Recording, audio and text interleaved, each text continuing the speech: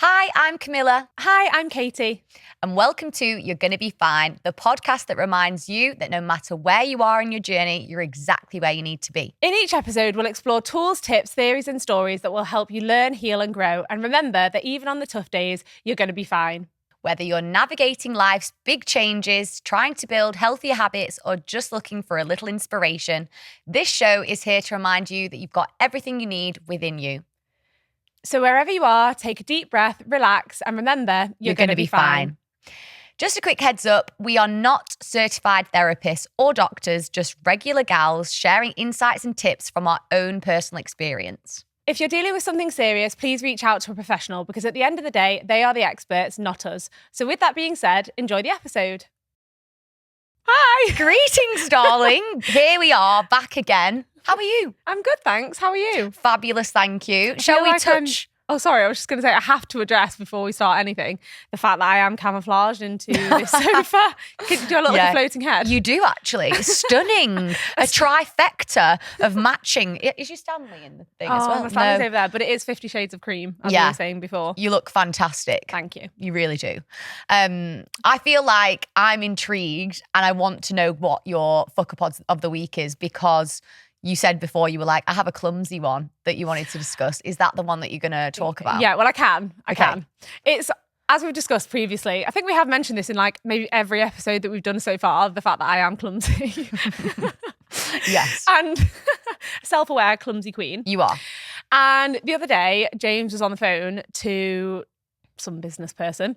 Someone important. Yeah, someone important. And I was coming down the stairs and then I went into the laundry room, I went back and I went flying up the first step. Again, similarly to when I was at yours and I fell up one step. Yeah. I fell up one step again and it was so loud. I literally went down like a sack of spuds. And James was like panicked because it always sounds worse than it probably is. And I was just lay on the floor like, and I was literally in like my knickers bra like this on the floor. And he was like, and he was so like panicked, but obviously he was on the phone to his business person. And he was like, he's like, oh, sorry, my girlfriend's just fallen down the stairs and told this guy. And the guy was like, oh, he didn't really know what to say. And then I was like, I'm fine. Carry on. Okay, my girlfriend's fallen up the stairs. And then after, I said to him, I was like, by the way, I really love that you didn't tell him the truth of how embarrassing it is. He couldn't say, my girlfriend fell up one step. Singular. So embarrassing. So he had to say, she's fallen down the stairs from the top one all the way to the bottom and it's been really life-threatening. Dramatic. Yeah, for it to actually make any sense. I honestly live for the Clumsy Chronicles. Katie's Clumsy Chronicles. I couldn't even I was so hectic to get into that I didn't even do a walk. We weren't doing small talk. I was like, tell me your fuck of the week. Because you dangled the carrot. You were like, oh, I've got a good clumsy story for you. And I was like, tell me. So that was worth the wait. Thank you for that. Thank you for putting me out of my misery. What's yours?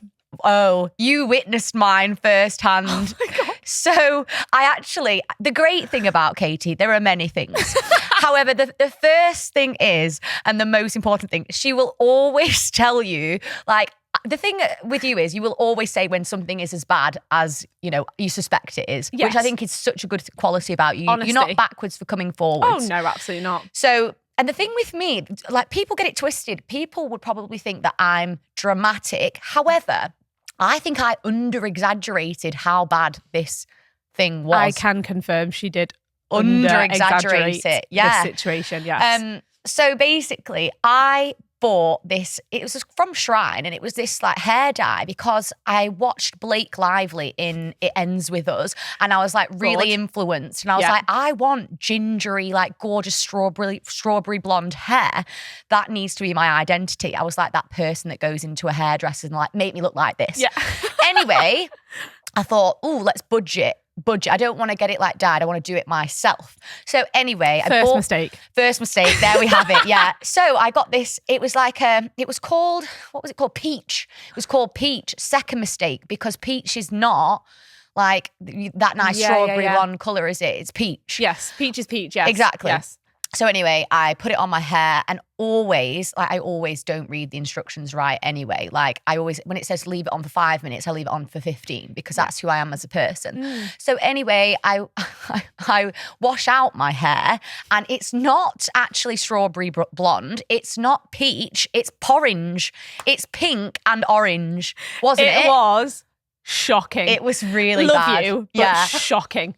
And I was actually, we were on the phone and I was coming to yours and Camilla was like, I just feel the need to warn you before you arrive at my hair. And I was like, what do you mean? She was like, well, I coloured it myself. And I was like, first mistake, ding, ding, ding. Yeah. And then she was like, and also, I don't know if Sam was being polite this morning, but he just didn't say anything. And I'm like, he's either blind or he's just being polite, because it was literally like a traffic cone on her head, but also with like a tinge of pink in there as well. And so you were like, obviously I know as soon as you're going to walk in, you're going to be like, what the fuck have you done? So I thought, let's just preempt it. So just go address it now. Yeah. And she did. Like, you basically, you like dropped your bags and you were like, oh, it's as bad as you said. And we need to, like, you did take some photos, I did take some photos. So shall we put them in the show notes? Yeah, I think it's necessary, because otherwise people will naturally think I'm exaggerating, but we're not. We're under-exaggerating. Bright porridge. So like now... Is it just washed out? Yeah, because I've literally washed it so many times. I've got so much dandruff now because I've literally washed it so many times. But it's got an all right colour, but it's still not Blake Lively. Right, what's the lesson learned? Not to do it yourself. Always read the instructions. And is there another one in there?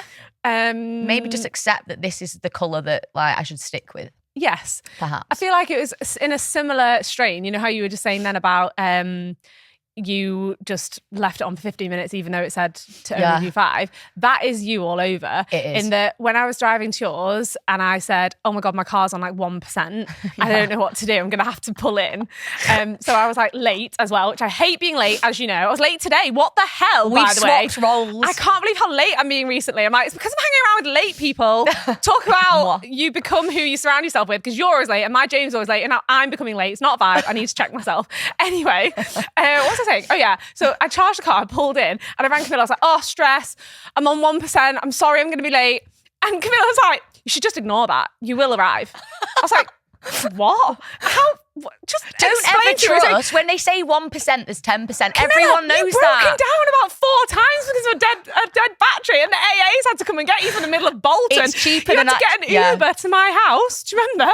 And you were like, oh, the AA. When I lived at the flat, Camilla was like, oh, hey, I'm gonna have to get an Uber to yours because I'm stuck in Bolton because I've broken down. Yeah, I'm really embarrassed. I was like, okay, got to mine. You were there for 5 minutes and then the AA guy rang you and you had to get an Uber all the way back to Bolton again. Fair. But so I'm not taking your advice on that. Trust me, when they say that the battery is dead, it's not dead. It is. Camilla, it isn't. You're delusional. I am delusional. Trust me, you've broken down 4 times. 5 actually, I'm sure. But I get the AA free in my package, so I see it as a free mode of transport. Value for money. Do you know what I mean? You're getting your value. I've always got the dog as well, and we're always like stranded by the roadside, and I'm like, hey, room for a small one. So yeah, fair. That's actually a really good point. So there you go. Don't take advice from me. Number 4 lesson, basically. So yeah, I love that. What the hell are we supposed to be talking about today? Because I could talk about this all day. We could get a nice segue in there, actually, because you said about learning. And this episode, we are going to be talking about 4 things. Genius segue. That I wish somebody had told me in my 20s. Now we are nearly at the ripe old age of 30. 30, crazy. Like, I actually can't believe that it's my 30th and your 30th this year. It's been a great week this week, getting all the WhatsApp group chats about your 30th. I know, in February, literally. I started planning my 30th in February because it's going to be just before we go on to the episode, it's going to be a retro sports day. Can't wait. So like think egg and spoon race, sack race and bouncy castle and bucking bronco. Yep, I'm turning 30, not 15, in case anyone was wondering. But that's Love it though. Everyone has to bring a water pistol. Nice. We're having a giant water fight. It's hilarious. I told you before, my James is like so buzzing because he's so competitive. Yeah. I was like, oh my God, we're going to make no friends. Yeah. Because James is going to be so competitive. They'll be like... I actually don't want to be on your team on purpose, like just in case anyone like messes up, because I feel like he'd actually use his water pistol and like, make Yeah, enemies. Yeah. But anyway, that was a good segue until I segued out of the combo, segueing back in. But yeah, I feel like this topic and just giving people 4 tips, not overwhelming people with tips, but giving them 4 pieces of advice from 2 girls that are on the way to 30 that we wish that we'd have known and been told. And I just think, it's really easy to get a load of advice, but I think these 4 tips are the ones that are the most important. So what was your first one? My first one is probably contrary to popular belief. I feel like the messaging about your 20s is always to take your time, figure it out, chill, and I really disagree with that, to be honest. Love it. Quite passionately, because I feel like whatever you do in your 20s sets you up for your 30s and beyond.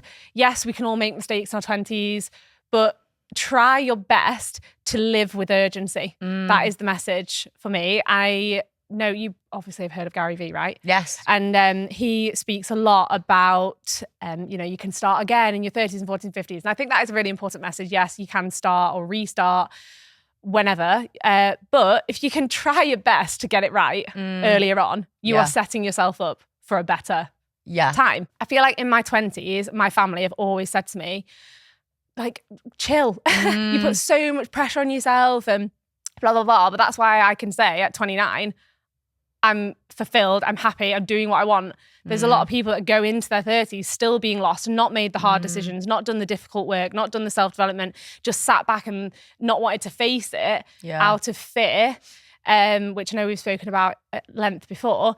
But I would really urge people to live with urgency. Like, don't wait. Don't wait. What are you waiting for? I know. Like, there's no perfect moment. The time passes anyway. The time passes regardless. Here we go. Another tattoo tour. Here we go. Perfect. If you're not watching, I'm pointing. Is that the time passes. Yeah, the time will pass regardless. And it's so true. Like, make decisions that are going to push you to where you want to be quickly. If you don't like a job, figure that out quickly and change job. If you don't like your career or your degree or your friends or your relationship, pivot. Pivot. So I think that's like in your 20s, be urgent and pivot. And, it doesn't mean that, you can live with urgency and make mistakes. You don't have to get it right, but you have to be in the game. Because I think this winds me up. Good things happen to those who wait. Oh, no. No, God, twist. I've just been sick in my mouth. Plot twist. Good things happen to people who get up off their arses and actually work, or not even work, but explore, experiment. Like, one of the phrases that I'm loving at the moment is, you can't edit a blank page. Mic drop. That's one that Tony would write down, my therapist. You have to listen to episode 4 for that. Yeah. So you can't edit a blank page. So just go for it. Your 20s are your foundational years. You're laying the foundations. It's really good point from you, actually. That they're your doing years before you enjoy the fruits of your labor. I think it's like you can't build a house without foundations because it wouldn't stand up. And your 20s are those concrete foundational years. So I actually love that because so many people, you don't have to have figured it out. We're not saying that you have to have it figured out, but what we're saying is live with urgency because your life is like a sand timer. If we were to put an egg timer on this table, the time is just pouring out of it. I used to actually have mini egg timers that I put on key rings. They're only cheap from Etsy, so I used to buy about 10 so that I could just go through them. But I just think it's such a good reminder. Live with urgency. That's a good tattoo for you, actually, because if you feel so passionately about it, I feel like it's a good one. Not too long, so it wouldn't hurt too much. It's the sweet spot. That was actually you just reminded me when we went to go and get my tattoo, because I've got a tattoo here. That says 24 because it's the age that I stopped drinking, and also just to serve as a reminder that there's only 24 hours in a day, live one day at a time. And when we went to go and get my tattoo on my 1,000 days sober milestone, we went, and I was really nervous because obviously you hear oh, tattoos are so painful and blah, blah, blah. This guy's tatted up to high heavens, isn't he? And I was like, oh, and he was doing it. And I was really nervous. I was okay, just do it, just do it. And then he started doing it. And I was oh, it doesn't really hurt that much. I don't know what everybody goes on about. Tattoos don't hurt. And then he just looks at me and he's like, Yeah. Are you joking? It's about 4 centimeters long. And he was like tatted up to his eyeballs. I was like, Katie's literally, she hashtags all the pictures now with inked girls. Girls with ink. Hashtag tatted. Yeah. She's in loads of forums of girls tattoos. with tats. Yeah, exactly. Facebook page. Like she started it. We all love girls with tattoos. She's got one. I'm absolutely dead. Like I basically tell people I've got a sleeve.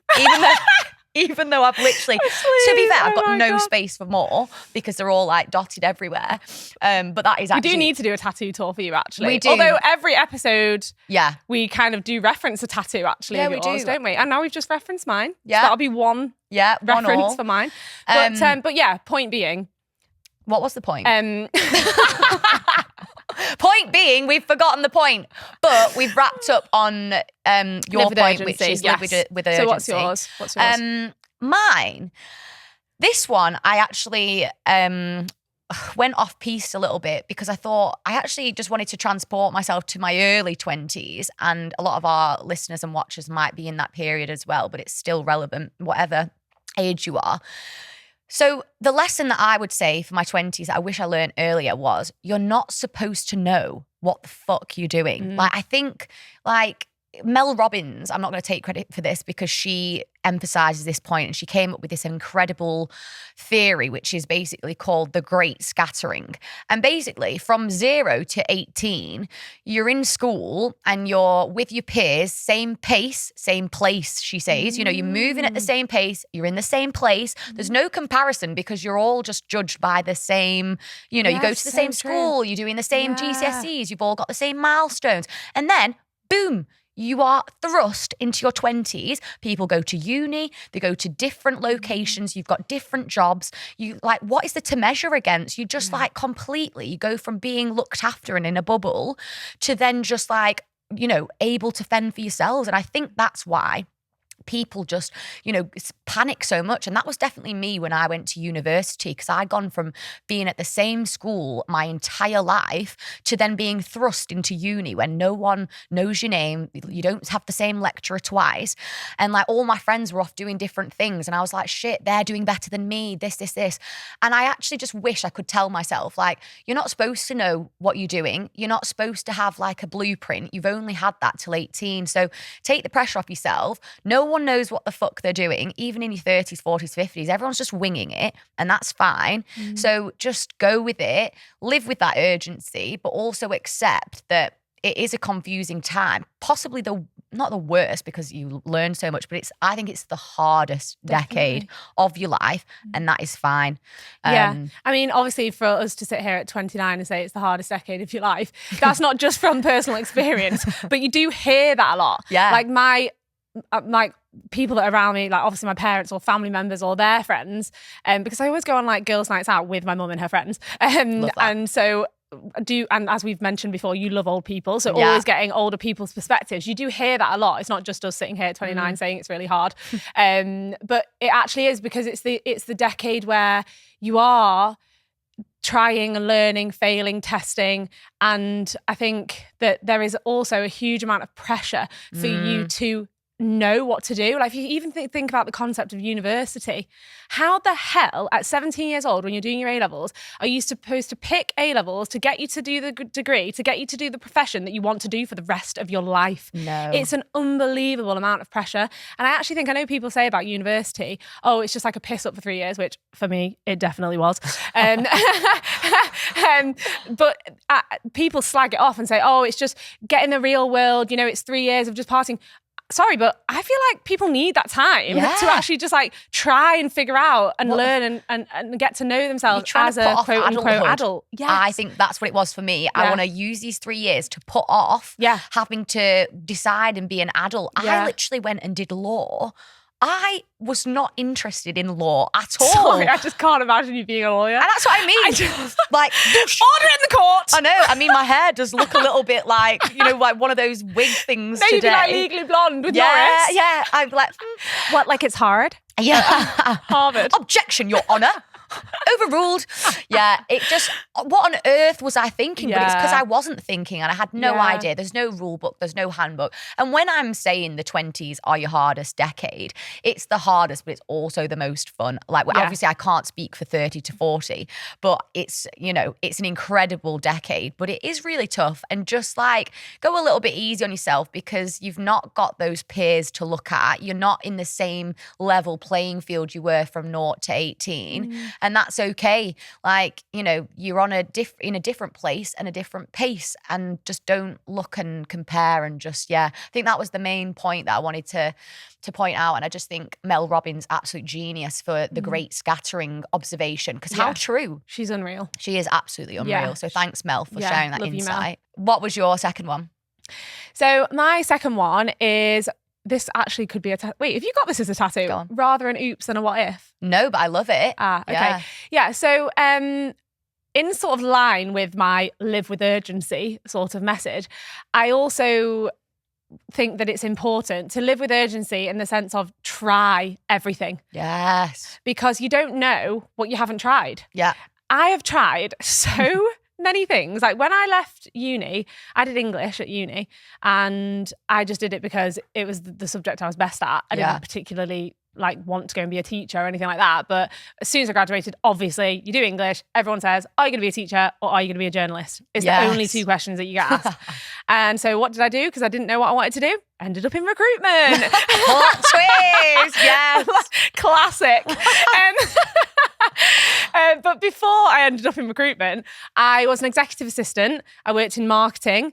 I then got my job in recruitment. I then became a recruitment coach. I then tried social media and tried to make money out of like influencing and events and stuff like that. And then obviously in that time period, I stopped drinking. So I was trying to sell like digital products. And then I was an online English teacher and teaching speakers of foreign languages. And like, there's just so many things that I have tried to get me to where I am today. And I just think it's so important that in your 20s, you are able to take, for the most part, you are able to take more risk. Yes. Because for most people, and this is a generalization, so take this with a pinch of salt, but most people have the least amount of responsibilities in their 20s. Yeah. And so you're able to be a bit more selfish and go for the thing, and rather an oops than a what if. And also just as a little sub to that is, don't care as well about what other people think about what you're doing. Yeah. I'm sure there's so many people that when I was like first posting on social media or, you know, maybe left recruitment or whatever, had things to say about it, but it's your life, it's your story. And, you know, you have said to me often, you know, about this storyline sort of thing that in your 20s, like write a great story. In fact, whilst we're on this topic. Oh my God. What are you doing, you wild chick? I never say chick. You know me, so wild. Oh, wild chick. Chick. I never say chick. Tell me you're 30 without telling me you're 30. Wild chick. When I left my recruitment job, and I was terrified because it was so secure. I was good at it. I knew my trajectory, and but I knew in my soul that it just wasn't right for me. And obviously I was speaking to you about it, obviously, and you were really supportive and like pushing me and encouraging me to just do it. And I was like having a wobble, and we were texting, and I found this text on my phone. I was not prepared for this. I love this though. I know, I didn't tell you on purpose. And you put, it was the day I quit my job. Am I going to do a cry? I'm going to do a cry, I think. God. I'm literally shaking reading this because it's so mad. I text you saying, oh my God, just handed in my notice. What the fuck? And you put, oh my God, so proud of you. You should be celebrating. This is so exciting. And I know it's scary. Why am I crying? But it's all part of the story. Fall in love with the story that you're telling. Oh my God, I'm crying at me. That's the funniest thing. No, I'm joking. I'm crying. No, but isn't that, oh my God, yeah. Isn't that the nicest thing ever? Like, that is so nice. Now's your proper crying. I don't know what's wrong with me. I don't want to get makeup on your... Oh, God. That's actually so funny. You are so in your soft girl era. In fact, when we launched the podcast, Camilla was like to me, I think I'm going to do a cry. Here I am. So true. Doing the verb, crying. Yes. Wow. But like fall in love with the story you're telling. Yeah. There has to be ups and downs for it to be a good story. And in your 20s, you really have to embrace that. Your story is excellent, honestly. Your story as well. And I just love being part of it. I think that's why I got so emotional then. Like, just because, you know, it's a massively important thing. Like, we owe it to ourselves, like, to make your story the best possible one for you to tell whoever you want. Like, when you're sitting down with people, like, oh, what's going on with you? Like, nothing much. Like, are you joking? Leave. Dead. Like, come on. Yeah. 20s are the storytelling years. Yeah, That's a really good point. Gosh, you making me cry. Child. And how funny that on episode 1, you literally said that one thing you wouldn't do was cry in front of me. Here I am. Goodness me, sobbing. But I love that. That is so lovely. And I'm glad that we've got those messages to look back on, because they're so important. And I am still so proud of you and so proud of the story that you've created. Thank you so much. So go on, what's your fourth one? My last point is another tattoo of mine, which is self-respect over feelings. And what I mean by this, and this is such an important lesson in your 20s and something that I wish I'd learned earlier on. I probably learned this like when I was 25, 26, but I wish I'd known it earlier on. Sometimes, mainly in relationships, I would say, whether it's friendships, whether it's romantic relationships, you end up putting your feelings for that person over your self-respect, and you let people do things to you that you wouldn't normally agree with, and you know your boundaries aren't set. But I think it's just a really important thing when you're having conversations, you know, things are happening to you, and you just pull yourself back, you have a pause, hit the pause button and say self-respect over feelings here, because obviously, as cliche as it is, but the one relationship that withstands the test of time is the one with yourself. And just being true to yourself and respecting yourself is just a top tier form of self-care, and doing things that align with your boundaries, your values. I just think you can't beat it. I think we've probably both done things and made decisions based on feelings, emotions. Yeah. And I actually read something, and it was and it's quite a reductive way of thinking, but like your feelings to an extent are chemicals. Like it's a chemical imbalance, and you know it's all over the place. But like your self-respect is like a thing that you just need concrete. You need to protect it at all costs. So in your 20s, protect your self-respect and make sure that over everything, self-respect over feelings. Yeah, definitely. I just think that one was a really easy one when I was thinking about it. Yeah, and I think your head, when you say that, your head automatically goes to romantic relationships, but actually anything. Your relationship with your family, your relationship with your friends, work colleagues, your boss. Like sometimes you can be in situations where you feel like people are mugging you off a bit, or like taking advantage of your kindness, and that translates across any sort of sector of your life. But remembering that, and that's why self-respect is so important that you build it, and you only build it though through action and evidence, and building your repertoire of examples of when you've done that thing. Like I think I may have mentioned this before on the podcast, but evidence breeds confidence is my favourite quote. Evidence breeds confidence. You've never said that on the pod. Really? No, you haven't. I say it all the time to the members in Your Sober Glow, because you're not going to believe something in yourself that you have not seen.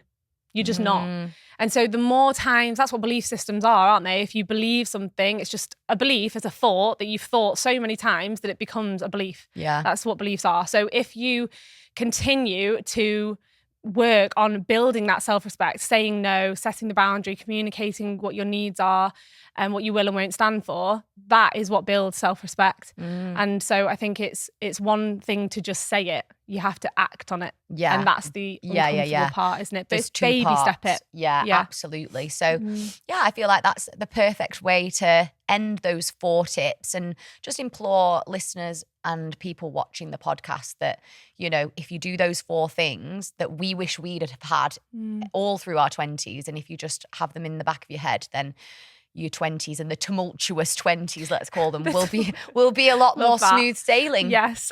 Good luck.